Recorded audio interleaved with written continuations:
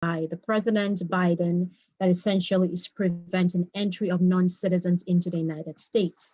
And right now, there are 33 countries that are affected by this proclamation. So usually, if you have been to these countries within the past 14 days, you will not be allowed in to come into the United States if it's within the past 2 weeks where you travel to this country and you try to come in. So just be mindful of this 33 countries.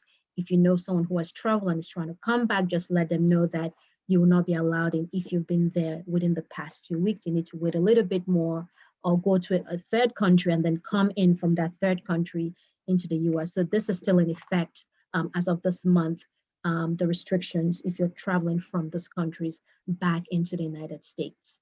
But there are some exceptions, even though you may have traveled to these countries. The exceptions that they have provided is if you're US citizens, you'll still be allowed in. Green card holders, I'm not going to read all of this, but just wanted to project it so you can see. Diplomats, members of the military, people who working on the crew members working on the sea, green card holders and their parents of minor children. So these are just some of the exceptions in spite of the provision or proclamation that you'll be barred from coming in, but these are the special exceptions of people that can come in spite of that proclamation. Also CDC guidelines. So this is from the CDC as of this month as well. So this is the map they have provided in terms of risk assessment to different countries around the globe, where the COVID level is either low all the way to very high. So just cautious as you travel international. If you have family members who are coming from these countries, just remind that these are the countries where the levels are much higher, and in some other areas the levels are low. But in spite of the country where you're coming from, just to note that in spite of the relaxed wearing of the mask, you still have to wear the mask if you're traveling into the country internationally. So you have to wear a mask on the plane, in the airport, when you're coming into the United States. So that mask mandate is still in effect if you're traveling in to the country. Also related to travel is US passport. So once the COVID really happened last year, US passport processing was heavily affected by the pandemic, okay? So now what is the current processing time? As of last year, sometime September, I think there were about 1 million backlog, but they've really tried to speed things up and really catch up with the processing. So right now, the current status of US passport processing is taking about 10 to 12 weeks. So just giving you a guideline, if you do want to travel, some of you might have plans to travel during Christmas time, travel abroad, this is the time to definitely apply. If you need to renew your US passport, it's taking about 3 months or thereabout for them to process passport application. So keep that in mind if you need to travel. Okay, if you need your passport much sooner than that, you will need to apply for expedited processing and pay an additional $60 to request expedited processing if you're trying to travel before the next 10 to 12 weeks. The key thing here is apply early. They still have very limited in-person services, due to COVID. So just keep that in mind. In some instance, you might have an emergency. Maybe there's a death in the family where you need to travel urgently within, 72 hours. You have to call them directly. Definitely provide proof of the urgency, and they should be able to grant you a US passport within that 72-hour time frame. So just wanted to share that information with you all. If you're thinking about traveling, this year or traveling soon, just be mindful that yes, they have tried to catch up, with the passport processing, but they're still very much behind. So main thing is apply early before your travel date approaches. All right, so the other issues with COVID-19, in addition to the travel restriction, is the temporary closures of the immigration offices here in the country, as well as at the embassies and the consulate. So what resulted as a result of these closures? Key thing is that in-person services were suspended temporarily. So scheduled interviews were halted. Those who had fingerprint appointments or were supposed to be scheduled for one, those were also affected as well. Citizenship ceremonies, interviews to be scheduled, production of documents, maybe your green card, your work authorization, all those things were really affected by the closures of immigration services. So as a result of all this in-person services being suspended, the main thing that really happened is just backlog, and delay. And we're still experiencing that even now. So backlog with immigration applications, okay, and also delay in scheduling interviews and appointments. Some of you may have had, or maybe family members who were supposed to go for an interview at the embassy abroad, or maybe even here, maybe you applied for your green card here, you applied for citizenship and you haven't heard back. This is what's going on. There's still a backlog. They're trying to play catch up since the offices were closed sometime last year just to address the whole pandemic issue. All right, so in terms of the embassy and the consulate, I'll spend a little bit of time on the embassies and the consulate abroad. So as of May this year, okay, the consulates are open. Some of them started reopening sometime last year, I think about July or thereabouts. But once the pandemic really kicked in, they practically stopped functioning, okay? And they're not fully open. My guess is probably by the beginning of FY 2021, which is really October 1st of this year, I think they should be fully reopening at that time period. As of April of this year, only at least 75% of the US embassies were closed. So that's a significant number globally that have been closed, 75%. The others are either reopened fully or partially reopened. And what's the effect of this? It just means that people who have immigrant visa applications, it's really stalled approval of that. Maybe you went for an interview or your interview was not yet scheduled. All of that has been heavily affected by the closures. Based on data from the Department of State, they indicated that in terms of priority and who they are interviewing or scheduling interviews, immediate relatives are tier 2 and preference categories are tier 4. So immediate relatives are essentially spouses, children, and parents of US citizens. So those people right now are tier 2. Then tier 4 preference categories are spouses of green card holders, children of green card holders, or maybe if you're above 21, you will fall under the preference category. So you can see where where you will be, or if you already have a pending case or you're filing for a family member. So that's kind of where they are in terms of processing for family-based petitions. And I still think that the family-based backlog will continue, unfortunately, because in spite of the fact that the embassies were closed, immigration offices were closed, they were still processing applications and people were still submitting applications to them. So they did receive a lot of applications during the pandemic. So unfortunately, it just added to the backlog they already had pre-COVID. So I still think this backlog will continue for a while, even though the Biden administration is trying to find ways to address the backlog and hopefully reduce it significantly. But it's just a matter of time for us to see what exactly would and could be done.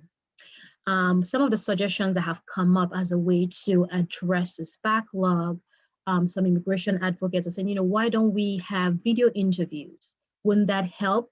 Why do people have to show up in person? Would you like how we have a Zoom right now? Why don't people just call in on Zoom? That would help to cut down the backlog and prevent the delays. So that's something the administration is considering.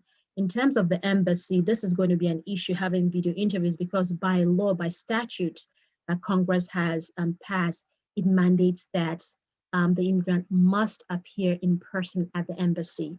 So that's going to be the problem. We're trying to utilize this good idea, I would say, at the embassy, because the law mandates that you must appear in person for an immigrant visa interview. So we'll see what the administration tries to do, or how they try to handle the suggestion on having video interviews in lieu of people appearing in person.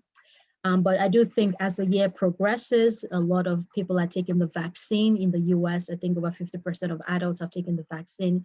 It's a different story, other countries, we don't have as high rate of vaccine done in other countries. But I think as the year progresses, as more vaccines are distributed worldwide, I do think that the embassy and the consulate would increase the number of visas and hopefully cut down on that backlog. as the year goes through and as more people are taking the vaccines going forward. All right, a little bit more about the backlog. So this is the backlog with the NVC, which is a National Visa Center. Some of you might be familiar with them. They're essentially like an intermediary between USCIS and the embassy. So they are the ones that process your application, make sure it's ready, then they send it to the embassy in, you know, the home country where the person is going to go for the interview. So based on their June data, this is what they indicated. So as of June of this month, they currently have over 500,000 applications that are ready for an interview. So these are cases where everything is documentary complete. So they have everything the person needs for the interview at the embassy. They just haven't sent it to the embassy yet. So that's a significant amount. Over 500,000 are waiting in the US to be sent to embassy worldwide. Then in terms of for the month of June, they have over 30,000 interviews scheduled, okay? And then also ones they haven't scheduled yet, over 500,000 they haven't scheduled interviews for. So that's a significant number. It kind of gives you a visual on the backlog of really the impact COVID has really had and how it's affecting the immigrant visa backlog. Just as you know, something for you to compare with. In 2019, on average, the applications that were pending for an interview were about over 60,000. Okay, but we can see due to COVID, we're talking over half a million. So that's a significant amount that is still pending. So a lot needs to be done to really reduce and cut down on this backlog. All right, so I just want to briefly talk about Nigeria specifically. I think the majority of the church members are Nigerians, so I'm not trying to offend non-Nigerians, but I just wanted to point this out specifically since majority are Nigerians. You might have family members who have applied or want to apply, or you. So it's just good for you to know what's going on at the embassy in Nigeria. So this is advice from the embassy. So cases that were interviewed prior to April of last year are currently being reviewed by the embassy, and they will provide, this is what they indicated, they will provide updated guidance directly to each person, each case, as soon as they can. If you were scheduled for an interview between March and June of last year, and your interview was canceled, right now they are reaching out to such applicants to coordinate and reschedule a new interview for those people. So just FYI, if you're one of them or have a family member who falls within this category, just let them know they are reaching out to such individuals to reschedule their interview. If you were refused a case or refused an interview due to the travel ban, if you recall, February last year, Trump instituted the travel ban against several countries. Nigeria was one of those countries that were added onto that travel ban, okay? But since Biden came into office, he canceled the travel ban against Nigerians and other countries. So the travel ban is no longer in effect. So if you fell under this category, they're actually reviewing such cases and providing updated guidance of people that were affected by the travel ban. If you were scheduled for an interview and your interview was canceled and it had nothing to do with COVID, and you want to reschedule it, you can actually go ahead and reschedule it yourself. They do have instructions for self-rescheduling if you want to do that. So just access their website and you can go ahead and reschedule your interview if need be. If you've been informed by the NVC that your case has never been scheduled for an interview, then just note that right now they're actually scheduling cases, first come, first serve is really what they're doing. So if you've not heard back, you've been waiting for an interview date for a while now. I have several clients in those shoes. There's nothing we can really do, to be frank with you. There's really nothing you can do. Just have to wait until they get to your case. Unfortunately, due to the backlog, it's just, first come, first serve. So you just have to go and wait your turn until it's scheduled, okay? All right, a little bit more about Embassy in Nigeria. So right now they are processing a limited number of immigrant visas and non-immigrant visas. But in terms of immigrant visas, they indicated that they're actually processing all types of immigrant visas category right now. They're currently processing those, currently interviewing for all of that. It's just that there's a priority on how they are issuing this visa. So just for you to be aware of that. And this is the priority that they're given from first all the way to sixth. The top priority is going to adoption. You know, people who have adopted children, US citizens who have adopted children that are trying to come over. Those are the people that have the highest priority at the embassy in Nigeria. Second priority is going to spouses and children of US citizens. Then the third priority is going to applicants who filed for their US citizens or lawful permanent residents. Also, fiancés also fall under this third category. For green card holders who are trying to apply for a boarding foil, which is just a document to allow you travel back to the United States, or SB1. SB1 means returning resident visa. Usually that's for if you've been out of the country for more than 1 year as a green card holder, you must apply for an SB1 visa to come back into the country. So that's the fourth year where they are processing. And then fifth year for those who are requesting reissuance of immigrant visas that expired between March and August of last year. And then the last priority is given to those affected by the travel ban that I talked about, which is no longer in effect. So this is a priority for the embassy in Nigeria. So I think this is a good guide if you have family members, or if you file for a family member, at least you know where your case in terms of priority is currently ranked. So you know how long you should be waiting for your family member or you to hear back from the embassy. All right, so non-immigrant visa also it's also been processed, but priority is really given to those who have urgent travel needs. So maybe medical issues, death in the family, things like that are the ones they are given priority to right now in terms of non-immigrant visa. So that's like visiting visa, you want to come and visit, things like that. That's non-immigrant visa. And also they're really looking at local conditions in deciding if and when they can schedule visa appointments. So they're assessing the local conditions first and making that determination. But nonetheless, they are processing non-immigrant visa applications. Just something I wanted to note here that the Department of State indicated. So if, let's say, you applied for a non-immigrant visa last year and due to COVID, you were unable to get an interview, okay, typically the fee that you pay is only good for 1 year. All right, but what the Trump administration have done, not Trump, Biden, they've extended that validity until September of next year. Usually it's only valid for 1 year. So if you paid last year, the 1 year is coming up since you paid for, let's say, a visiting visa fee, just be rest assured that that money you pay is not going to go to waste. They're going to extend it until next year. September 30th, 2022 is when they're extending that validity period. So you're not going to lose that money you have already paid for the visiting visa application. All right, a little bit more about the visiting visa application. I know I've gotten a lot of calls about people trying to come and visit. Just note that there is a long delay in issuing interview dates, okay? For Nigeria, for example, I know I did one for a client, I'll say a month ago was when I submitted her application, and the earliest interview date was January 13, 2022. So just keep that in mind. Maybe you have loved ones who want to come and visit you, etc. Just let them know. They should apply as soon as possible, okay? And they might have to wait until next year before they are granted an interview date. So just keep that in mind. That's a major change. Typically, visiting visa interviews within 3 weeks, 21 days, or less than that, you'll be able to go ahead and get the interview done. But due to COVID, you can see the significant backlog that has occurred as a result. All right, so also COVID also has affected green card holders. Like I mentioned before, when you're a green card holder, usually you really should not be out of the country for more than 6 months, you know, definitely not more than a year. Okay, so here's a question I just posed because it might apply to you or somebody you know.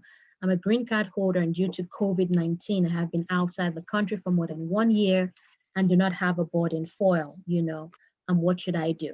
Okay, so a boarding foil is a document that allows you to come back in when you've been out. Let's say you lost your green card or it expired or something like that. They can issue you a boarding foil to board the plane and come back to the US.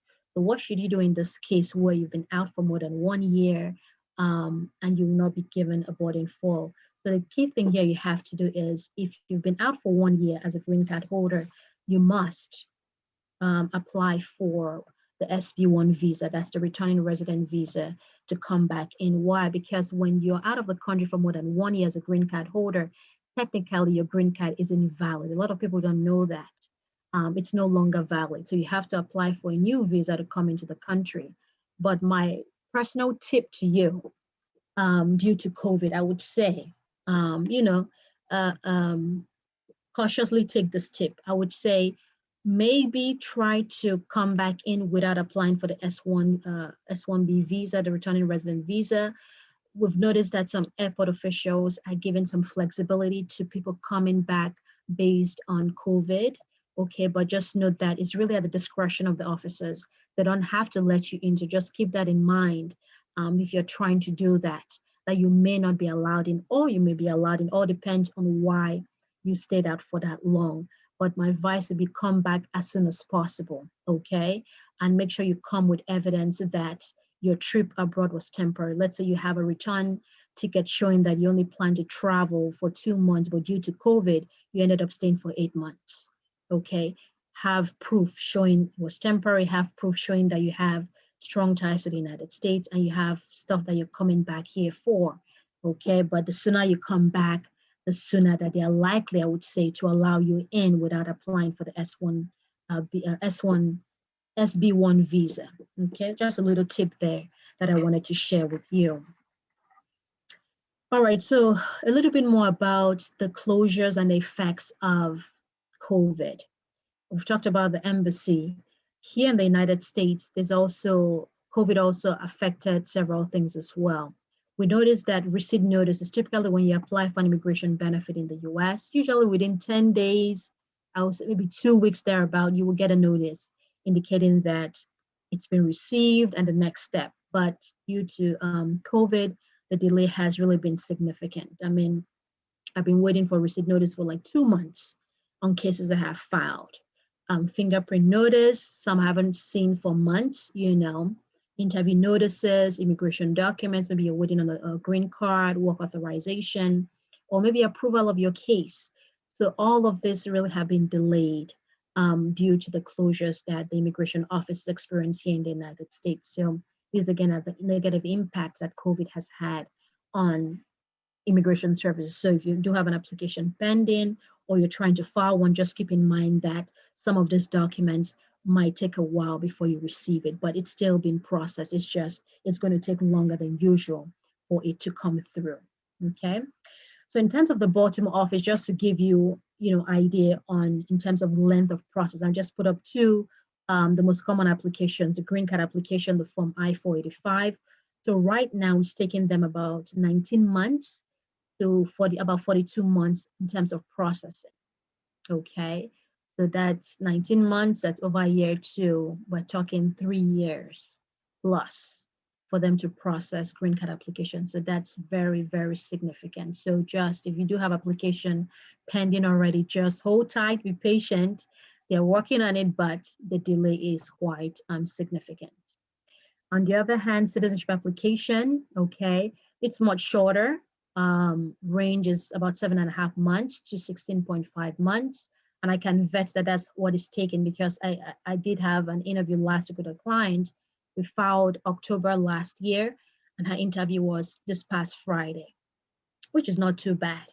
Okay, I had another one we filed, I think August of last year. Her interview was February of this year. So with the citizenship, they're doing pretty well, I would say, in terms of the processing time frame. Okay, so and this is for the Baltimore office. Different states will have different time frame, but just wanted to give you an idea how we're doing here in Maryland. All right, so let's transition now to post-Trump and see the changes that have come about since Trump left office. So we now know we do have a new administration. Joe Biden's administration is now in office, and a lot of things have changed and will change in terms of immigration.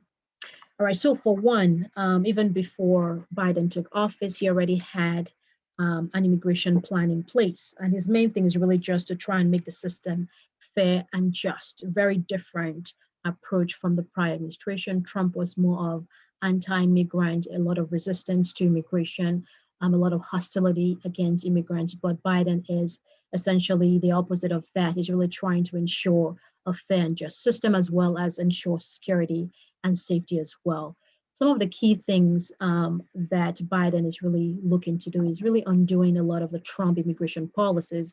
And from day one, he already started doing that. I mentioned some of them, the travel ban against countries like Nigeria, for example. Biden has undone that policy, and as well as other changes. He's trying to modernize the immigration system, have a much more welcoming attitude towards the immigrant community, which is in contrast to the last administration. I'm also trying to commit much more to asylum seekers and refugees. Again, a stark contrast to the last administration. Is trying to tackle the root of irregular migration to the country, much more effective border screening, a pathway to citizenship for the 11 plus million undocumented people we have, and also trying to find a way to expedite the processing of immigration applications. You've seen the backlog that I talked about. I gave you some data. So they're trying to find ways to reduce that backlog and that delay that we're experiencing. So these are the key components of Biden's plan for immigration.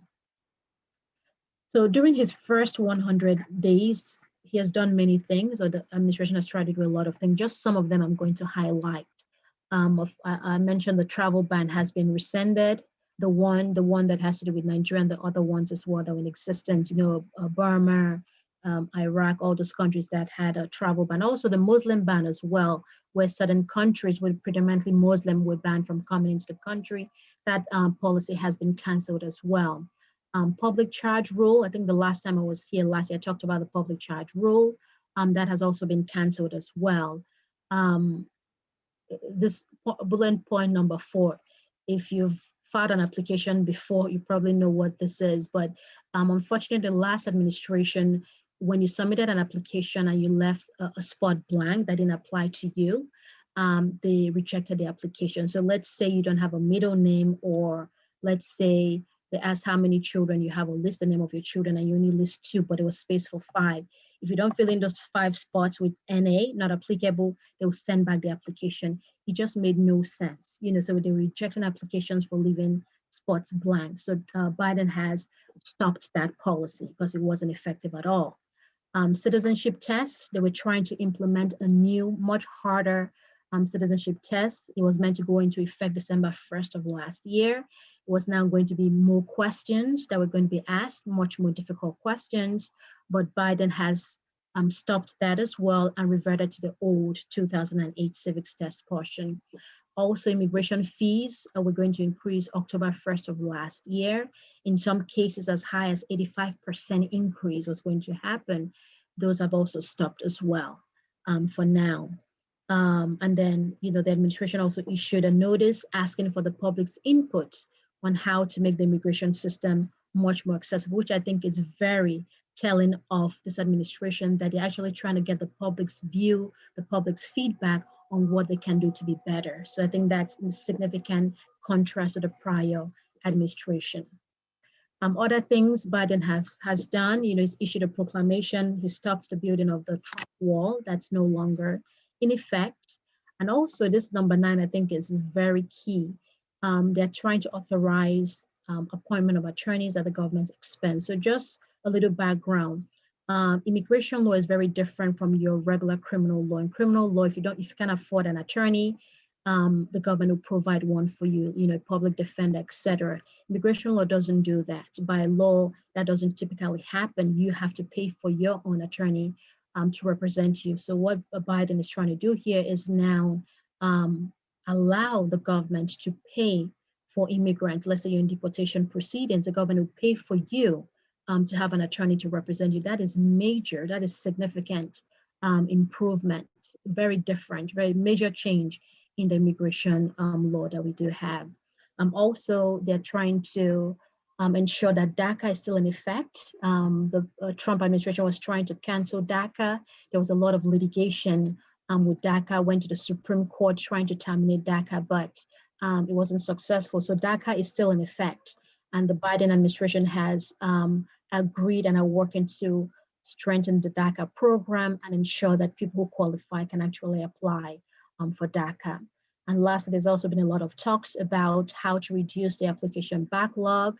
They've also talked about implementing video interviews, like I mentioned before, and also allowing more online submission of applications. That will make things much more efficient if you can submit your applications online. Some applications can be done online, like the citizenship application can be filed online, but not all of the applications. So that's one of the changes that Biden is looking into as well. So the immigration reform bill, I know a lot of you might maybe be in that shoe where you're just hoping something will pass and allow you to legalize your status, or you have friends or family members who would benefit from an immigration reform bill. So essentially, this immigration reform bill that has been introduced, so they introduced this back in February of this year. And really the aim is just to try to find a way to reform the current immigration system we have. And this bill includes a range of provisions. One of it, and the key one, is creating a path to citizenship for undocumented immigrants, also trying to increase the number of visas available in the United States, improve access for highly skilled workers, so people with advanced degrees, PhDs, and STEM programs. They're trying to increase access so such people can come to the United States and work. They're also trying to look for ways to reduce the processing time frame for applications, trying to find ways to keep migrant families together, especially those crossing over the border. I'm sure you're aware of children being separated from their parents. All those issues they're trying to address that. Also trying to increase diversity, and lastly, improving security and technology in the immigration system. So these are the key things, the key provisions that this immigration reform bill is really trying to implement with this new administration. But right now, what's the current status of this bill? So really, as of April 2021, it's still been considered, in the House of Representatives. There's uncertainty as to what will happen. I don't think we should be surprised with that, just given the the tension and the gridlock, between the Democrats and the Republicans. We're not really sure yet, doubtful about it passing in the Senate. The path for the bill, seems much tougher in the Senate, okay? And this is because of the filibuster that they have. I'm sure you've probably heard that in the news time and time again. So really all the filibuster really is, it just requires that for a bill to pass, you need support of at least 60 senators, which is called supermajority, for it to pass. So you need, in this case, at least 10 Republicans to join in so that the bill can pass. And having 10 Republicans to join in is, it's tough. I wouldn't say impossible, but, could be unlikely. So that's the challenge that the bill is really facing. So the Democrats are now trying to find a way to circumvent this filibuster, find a way to bypass it. So they are looking at using a process called budget reconciliation. So that way, under the Congressional Budget Act of 1974, it allows a simple majority, not a super majority, to pass certain provisions if it has to do with spending or taxes to keep the nation's budget in line. So Democrats are trying to utilize this as a way to bypass the filibuster and put the immigration bill under taxes or spending, so it can hopefully pass that route. Okay, so if that's the route they're able to succeed in, then you only need 51 votes. And then we have 50 Democrats. You have the Vice President Kamala Harris come and break the tie, and then the bill will pass. So that's what they are trying to, work out right now. So we'll see, what happens. Just a matter of time to see what exactly gets done in the House and in the Senate. Also, March of this year, the House of Representatives did vote that the bill should pass, the American Dream and the Promise Act of 2021. But this act really was not the full detail of what the administration wanted. Why? Because they know it's going to be very difficult for such a bill to pass.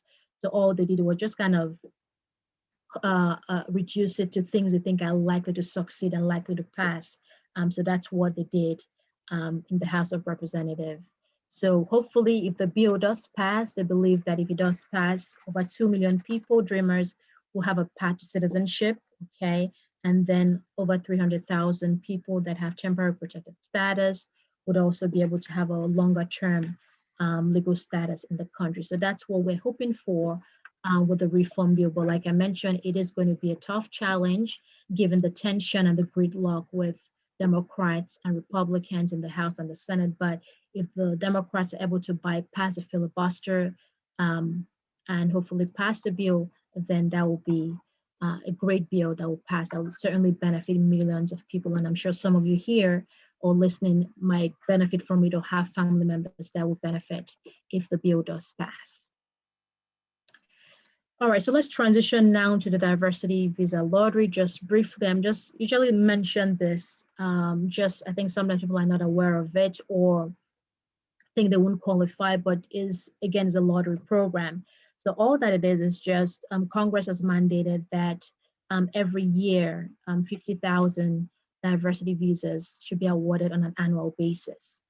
Usually the thing, it targets countries with low rates of immigration. So people that they don't have a lot of people coming to the US, and it's allocated random. It's a lottery system, okay? The computer picks your number, and if it picks your number, then you're selected to apply for the program. And typically registration is between early October to early November every year. So October is coming up. That's why I wanted to mention this here. But just know that not every country is eligible for the diversity visa lottery. And unfortunately, Nigeria is one of them. And again, I'm bringing up Nigeria because I know majority of you here are Nigerians. But note that if your parents were born in a different country, you might be Nigerian, but if your parents are born from a different country, you're probably eligible for the diversity visa lottery. So just kind of keep that in mind. Don't cross it out completely. If your parents were not, maybe one parent was born in a different country, you might be eligible to apply for it. So just keep that in mind. So I wanted to share that with you. Again, the registration period is usually early October to early November only. That's the only 1 month time frame you have to apply. So if you're interested, you think you're eligible or maybe eligible, definitely look more into it and just, take a chance. You never know. You never know. You might be selected.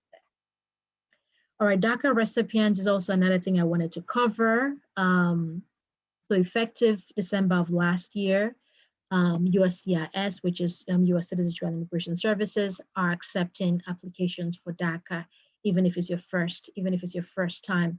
Like I mentioned before, there was a lot of litigation with DACA in the Trump administration. They were trying to get rid of it, make changes, terminate the program, but it went through the courts, went all the way to Supreme Court, but it's still in effect right now. And Biden has promised to continue to work with DACA to fortify the program and ensure that dreamers can apply, those who are eligible for DACA. So yes, they are accepting first-time requests for DACA if you do qualify based on the 2017 policy. If you do want to renew your DACA, you can renew your request as well. You want to apply for advanced parole that allows you to travel and come back, you can apply for that. Also, they're now extending DACA from 1 year to 2 years, okay? So that is in effect as well. Same thing, work authorization is from 1 year to 2 years with the DACA program. So all of this is available right now. If you need to renew your DACA, okay, you may renew it if you meet the initial DACA guideline from 2012 when Obama created the program.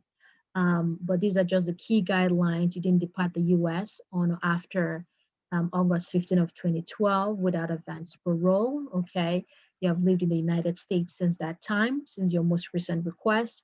You don't have any criminal record, no felonies, things of that sort. You're not a threat to public safety. So these are some of the guidelines if you need to renew your DACA application. But just note that if you need to renew it and it expired within 1 year, you can just resubmit a renewal application. But if your DACA expired more than 1 year ago, then you have to submit an initial new request. You will not just be submitting a renewal, it will be a new request like you're filing for the very first time because it expired more than 1 year ago. All right, so my last thing here is just going to some frequently asked questions that I tend to get a lot. Just 5 questions I do want to address. So the first one is, President Biden has made several changes to immigration laws. Are these changes permanent? So the answer to that is no, okay? Immigration law, unlike other areas of law, changes quite frequently.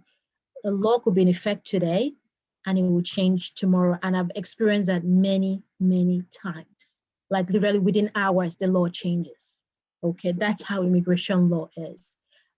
So with the laws that have passed with Biden, for example, much of the authority he utilized was called his executive order power, presidential executive orders. But just keep in mind that these orders are temporary.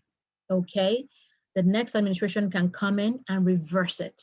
And a prime example is what Biden has done with Trump's policy. As soon as Biden came in on that day one, January 20th, he reversed several of Trump's immigration policies because executive orders are not permanent. Okay, so my advice to you is if there's any immigration benefit that you think you qualify for, apply now. There's no guarantee that Biden will be here for a second term.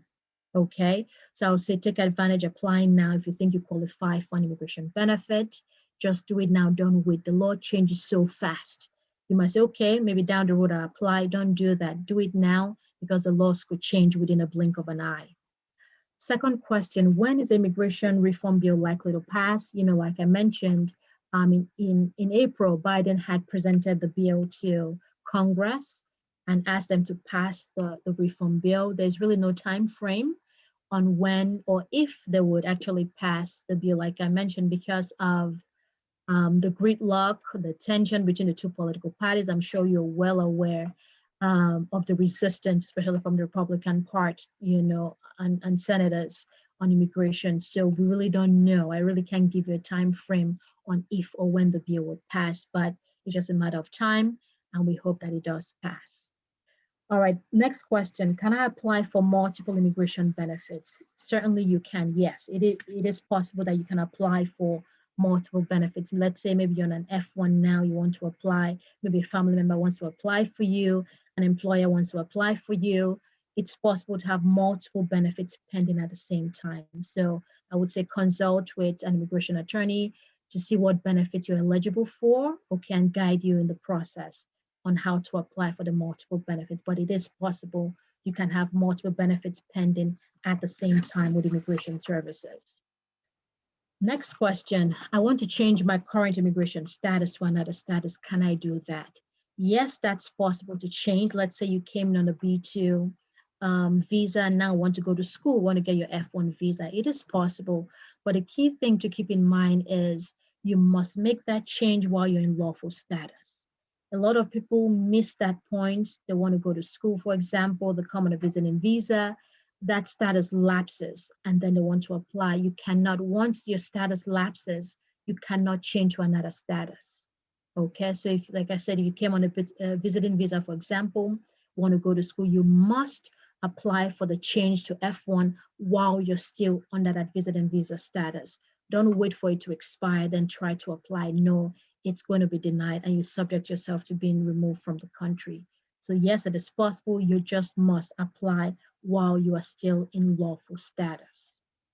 All right, and my last question is, when should I apply for citizenship? And my answer is apply as soon as you're eligible. Okay, most times it takes about 5 years. You need to had your green card for 5 years before you can apply. Sometimes it could be 3 years if you're married to a US citizen and all. But I would advise you to consult with an immigration attorney. Let's say you have a criminal record, you owe taxes, maybe you owe child support, or you've been out of the country for more than 6 months or a year.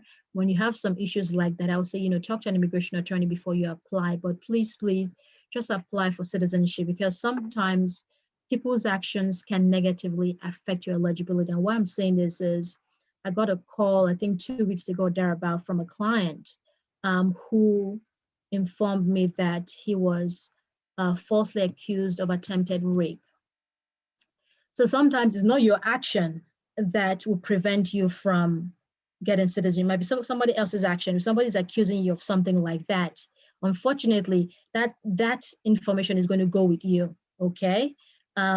Wherever you go. So you just best apply for citizenship and know you're done. Because once you're a citizen, you cannot be deported, you cannot be removed from the country.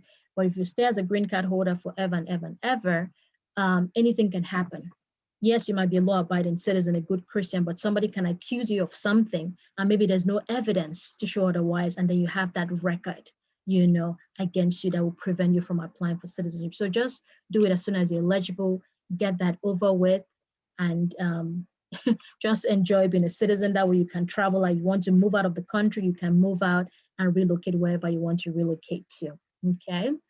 All right, so that's all I wanted to share today. So I'm going to open up to questions that people have. I know somebody typed something in the chat box.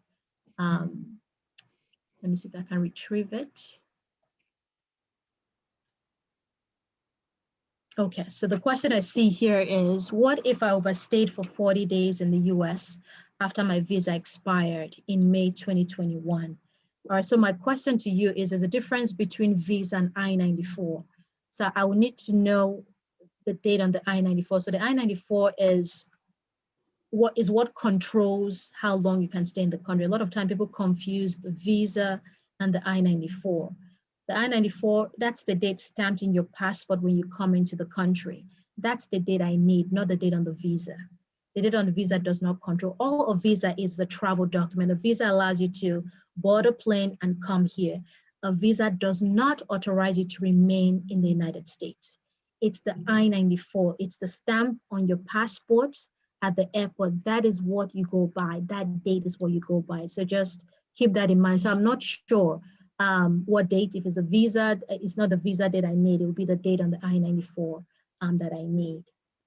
Also, next question, can I apply for parole while awaiting asylum adjudication? A parole, do you mean parole as in to travel out of the country? If it's to travel out, you should be able to apply for a parole document to travel out, but I would say don't do it unless you have to travel. You know, usually when you have a benefit pending and you travel out, it's really at the discretion of the officers to decide if they want to let you back in or not. And also, if you have an asylum application pending, make sure you don't travel to the country where you claim persecution. That's a big no-no, and that will probably subject your application to being denied because it shows fraudulent intent. You cannot say, I was persecuted in Sudan and then you're traveling there. That means you were not either not persecuted or the persecution was not that serious. Okay, so if you want to travel, make sure you're not traveling to the country where you claim you were being persecuted. So just a little tip for you there. Okay, any other questions? Thank you so much, Attorney Ibidapo. I have 3 questions here. Sure. The first one reads, I was issued a 2-year conditional green card and submitting a request for removal of that condition this month. Okay. How long will processing take? Give it up to 2 years. So what happens when you submit the 751, that's the application you file, the receipt is going to automatically extend your green card for 18 months, automatically. So when you get that receipt, read it, it's going to say it's extended for 18 months. If by the 18th month or close to that, they have not yet approved it, they'll extend it for 1 more year. Okay, so if you need to travel, you can actually travel with that receipt notice that you've received and your expired green card. So you can travel if you need to travel, but just, I would say at least 18 months. It could be shorter than that, but you'll be fine because the receipt automatically extends your green card status. Thank you. The second question is, my DACA has expired and I am yet to reapply. How does this affect me? Okay, so like I mentioned before, for DACA renewal, if it expired less than 1 year ago, you can apply for renewal. But if it expired more than 1 year ago, you now have to apply for a new initial application for DACA. So yes, you can apply, you know, as long as you're eligible, still eligible for DACA, you should still be able to reapply for the program. Thank you. And then the third question is, I have been current for a visa number since 2019, but was informed by people that I have to go back to my country of origin to process my green card. What can I do to apply for waivers since I am afraid going out of the country means I cannot come back in for the next 7 years? Okay. All right, I will probably need more specifics, but there is a waiver called the 601A. I'm going to assume that's the waiver the person is talking about. So that's for people who have been here unlawfully, if that is your only issue, only unlawful presence. I believe that waiver came about during Obama's administration. So what it does, it allows you to apply for the waiver in the US, travel to the embassy, do the interview, and come back in. Okay, if that's your scenario, you shouldn't have any problem if the only issue you have was unlawful presence. Okay, if you have, let's say, criminal record or that misrepresentation, then I'm going to be a little cautious about that scenario and say, no, you should probably seek advice from an immigration attorney what you should do in that instance. But if it's just unlawful presence, usually you submit the 601A in the US, get that approved, then go to the embassy in your home country for the interview, and then come back in. They'll grant you the visa to come back in. But in this instance, I will need more information from this person to ensure I'm giving the accurate advice based on the facts, full facts of your case. But that's just more of general information for you to go with. Thank you. I don't have any other questions on me right now. Let me find out from the multimedia if they received any more questions. Okay. Do you have any more questions?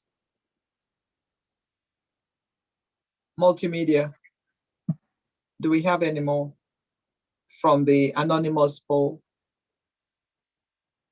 And in the absence of any more questions from them, if you're on the chat right now, if you're on Zoom right now, do you have any questions?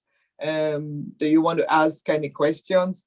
If you are on Facebook or on YouTube, please type out your questions so that we can address the question. Okay. It doesn't look like we have any more questions. It seems as if you've ably answered all our questions, either through the presentation or through the answers you gave to a few questions that we received. Okay. Okay. No worries. I mean, if anyone has additional questions, I'll just go ahead and put my contact information again. You know, feel free to contact my office if you have any further immigration inquiries or concerns, or for a family member, please feel free to reach out to us. Let's see, there's a chat here. All right, so it says, Okay. can asylum application be fast tracked? I'm sorry, someone just says that they have a question. Do you want to send me the question, or you want to ask the question directly? Okay, I see one here in the chat box. Is that the same one you're looking at? Okay, yes. The question is, within the 18 months of applying for a 2-year conditional green card, within that 18 months, can I also apply for citizenship? No, for citizenship, you need to, if you're applying based on marriage to US citizens, you must have, it's called a 333 rule. So you must have been married for 3 years to the citizen. You must have had your green card for 3 years, and your spouse must have been a citizen for at least 3 years. So you have to satisfy those 3 things for you to possibly apply within those within that 18-month. So it could be, you know, depending on if you meet all those eligibility criteria. Okay, and I do see a question here in the chat box. Let me just read it again. It says, can asylum application be fast-tracked? To fast-track an application, you need to provide evidence of why. Is there an emergency? Why you need it to be fast-tracked? I mean, you know, like I mentioned, there's a lot of backlog. So for it to be fast-tracked, there has to be a concrete emergency or reason why you want it fast-tracked.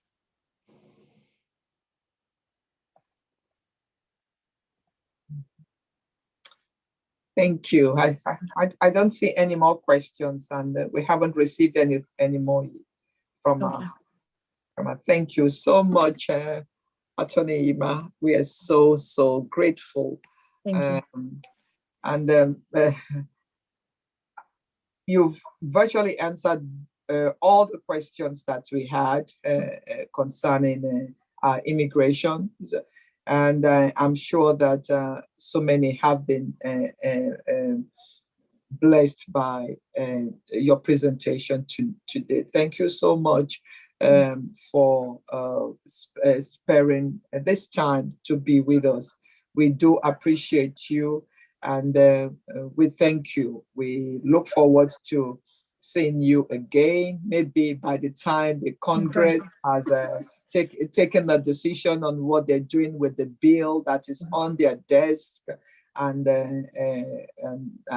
hopefully that we will be able to get the 51 votes that the Democrats need to pass the bill, because there are so many lives that are dependent on the outcomes of what Congress does with that bill.